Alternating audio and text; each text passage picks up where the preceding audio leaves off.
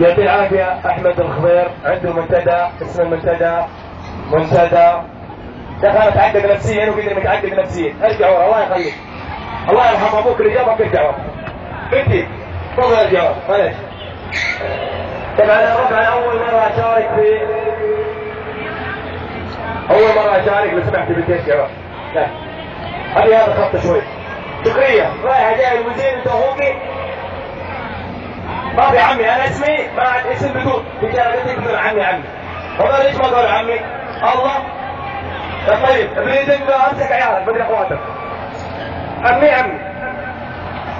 يلا بو. طبعا يا ربع في عوائد وتقاليد في المنطقة الشرقية. طبعا انا منطقة راسي مكة المكرمة.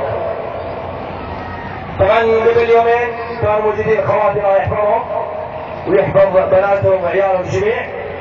ايضا كانوا في اباء وهذا واحد من الاباء الله يعطيه العافيه.